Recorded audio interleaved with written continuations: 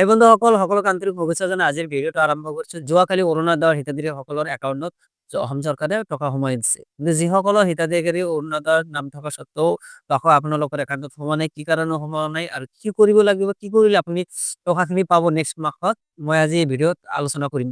বলক তেনেহ'লে ভিডিঅ'টো আৰম্ভ কৰোঁ। বন্ধুসকল ভিডিঅ'টো ভাল লাগিলে লাইক, শ্বেয়াৰ কৰিব আৰু যদি নতুন হৈ থাকে মোৰ চেনেলটো ছাবস্ক্ৰাইব কৰি যাব। সকল স্ক্ৰীনলৈ মন কৰক, স্ক্ৰীনত আমি এইটো এপ্লিকেশ্যনটো লিখিছোঁ, কেনেকৈ লিখিব লাগে to the block development officer BDO লৈ আপুনি লিখিব লাগিব। তাৰপিছত যিটো আপোনাৰ ব্লক হয় ব্লকটোৰ নাম লিখি দিব, তাৰপিছত ডিষ্ট্ৰিক্ট দিব ধুবুৰী আছাম। মই ধুবুৰীৰ পৰা কৈ আছোঁ তো ধুবুৰী দিছোঁ, আপোনাৰ যিটো ডিষ্ট্ৰিক্ট হয় সেই ডিষ্ট্ৰিক্টৰ নামটো আপুনি ইয়াতে দি দিব। তাৰপিছত আপুনি লিখিব subject application for registration of my name under the Orunodoi scheme.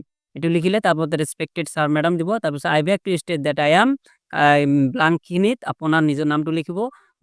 তাৰ পিছত আপুনি my name was earlier included in the Orunodoi scheme and I used receive 1250 per month in my bank account, but for some unknown reason my name has recently been removed from the Arunodaya scheme and the monthly amount has stopped coming into my account. More account লৈ অহা বন্ধ হৈছে।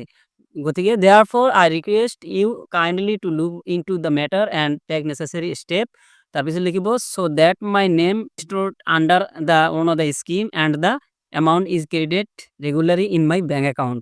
তাৰপিছত আপোনাৰ নামটো দিব, তাৰপিছত care of দিব, যিটো হয় দিব, এড্ৰেছটো ফুল এড্ৰেছটো এবং তাৰপিছত আধাৰ কাৰ্ড নাম্বাৰটো দিব, তাৰপিছত ৰেচন কাৰ্ডটো দিব, তাৰপিছত মোবাইল নাম্বাৰ পাৰিলে আপুনি ভোটাৰ আইডিটো দি দিব। কথা হ'ল আপুনি এটা লিখাৰ পিছত তাৰ ইয়াৰ লগতে এই এপ্লিকেশ্যন ফৰ্মটোৰ লগতে আপুনি কি কৰিব লাগিব আৰু যদি পাৰে আপুনি যিটো একাউণ্ট ব্যৱহাৰ কৰিছিল অৰুণোদয় স্কিমত অৰুণোদয় টকা পোৱাৰ কাৰণে এই যিটো বেংক একাউণ্ট আছে এই বেংক একাউণ্টটো আপুনি আপ টু ডেট কৰি লৈ আহিব আৰু জেৰেক্স কৰিব আপ টু ডেটটো যে আপুনি যে 1250 টকা পাইছে এইটো প্ৰমাণ ইয়াত ছাবমিট কৰিব। ইয়াতে কি হয় আপুনি যদি 1250 টকা ছাবমিট কৰাৰ লগে লগে আপোনাৰ বেংক একাউণ্ট লৈ নেক্সট মাহত আপোনাৰ একাউণ্টত টকা লৈ আহিব। সিহঁতে গম পাব যে আচলতে এইটো আসল হিতাধিকাৰী মিছা কোৱা নাই, সিহঁতক আপোনাৰ নামটো কৰ্তন কৰা হৈছিল কিন্তু এতিয়া ৰিষ্ট'ৰ কৰি দিব।